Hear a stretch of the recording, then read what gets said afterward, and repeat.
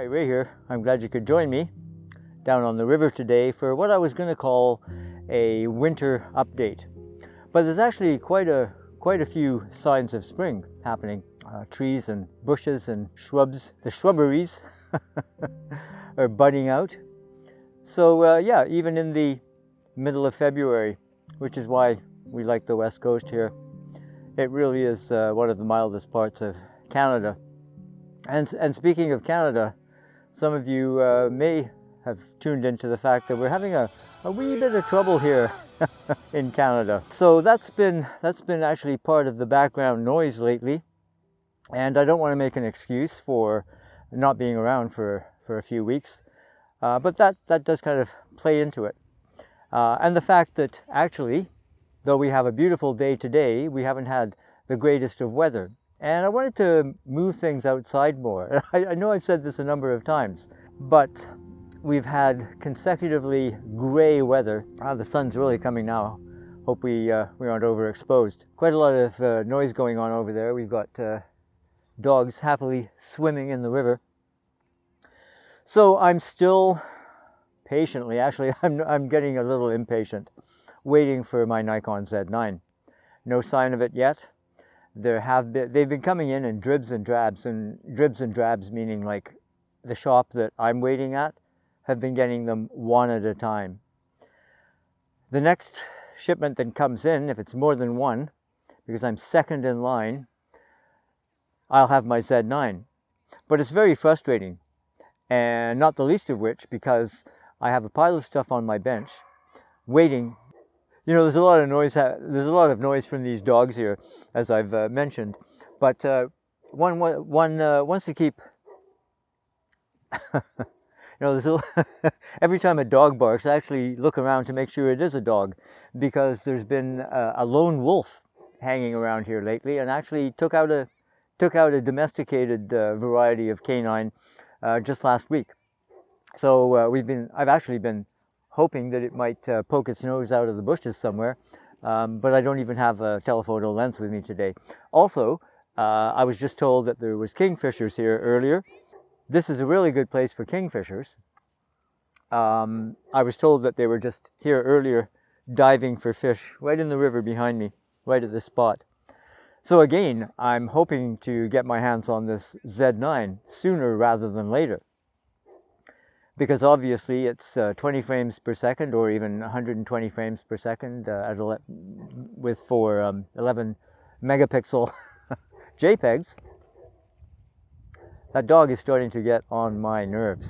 Coming down here to the river is the object is to find a little peace and quiet, but reminded even here that it's a very rare commodity today. If it's not traffic, it's it's barking dogs. Actually, there was a lot of noise here just a moment ago, but it's the kind of noise that I like to hear. There was a whole what do they call them again? What is it? Geese.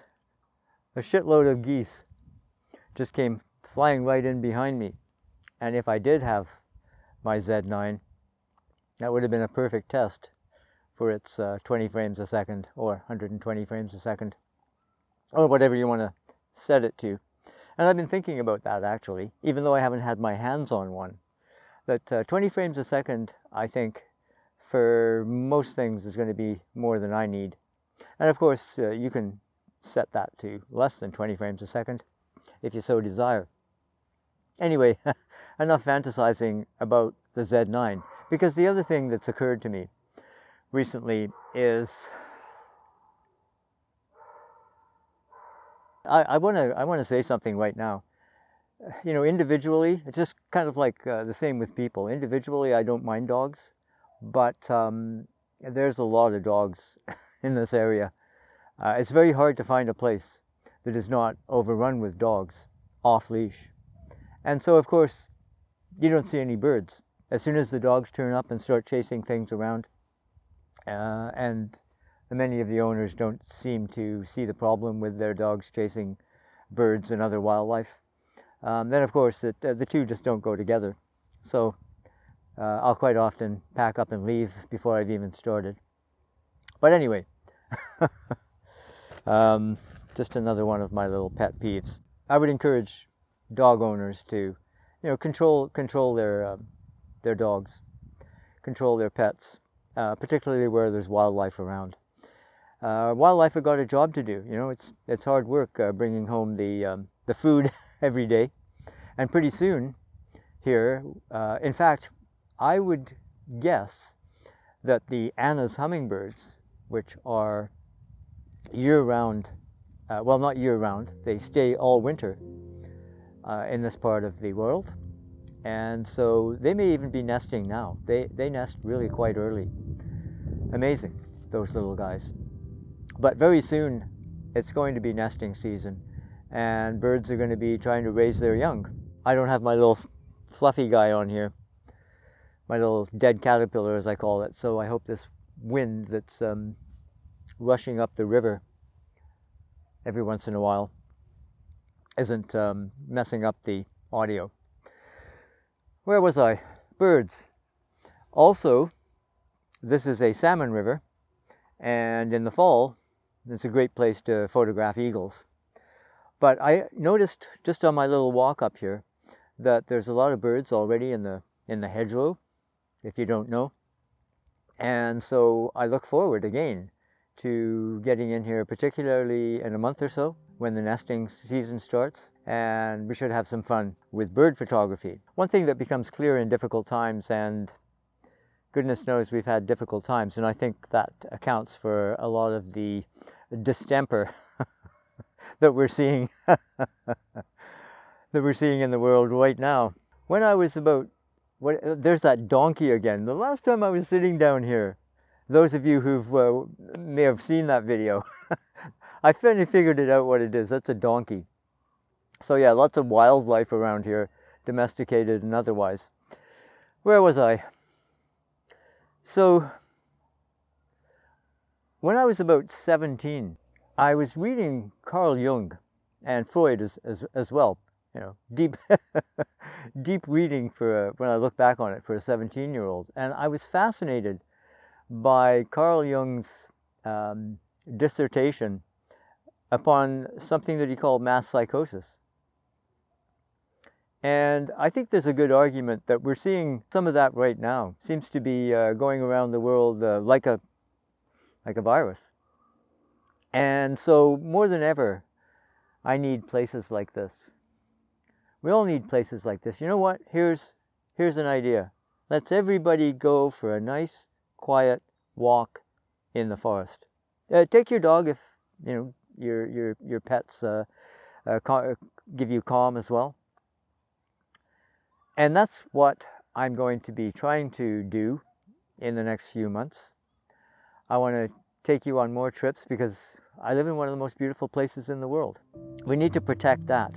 I mean, all this talk about freedom, where I feel free out in the wonders of nature, whether that be, something as small as a city park, and hopefully you live in a city with some nice parks, or remote wilderness that I don't visit as much as I used to, due to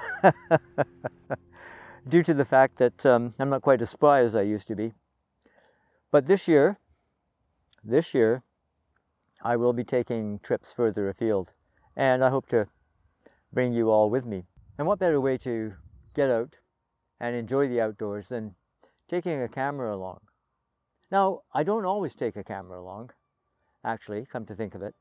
Sometimes it might be better just to not try to do anything else but spend some time with yourself and nature. But I find that when I take the camera along, really, it makes me see better. And I think this is pretty common. I think most photographers can relate to this. We're sort of like visual athletes, if you will.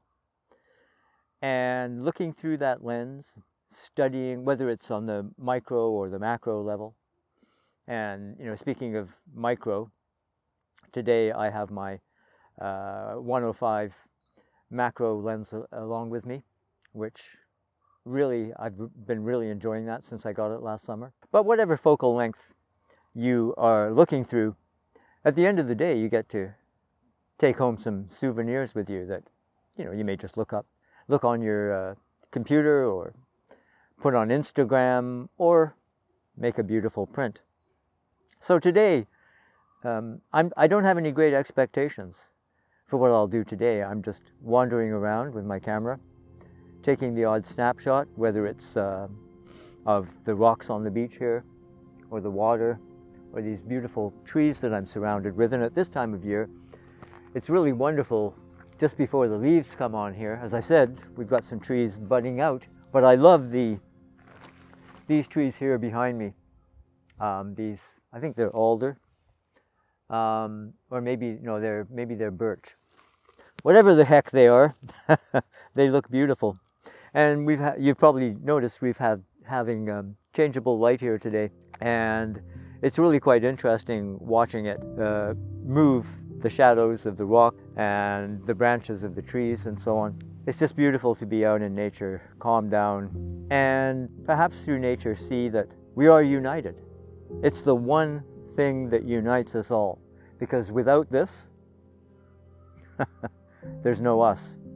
There is no human community without the community of nature. At the risk of philosophizing here. No, I mean, I really mean that. This is what we all hold in common. And I hope we can get back to the garden. Seriously.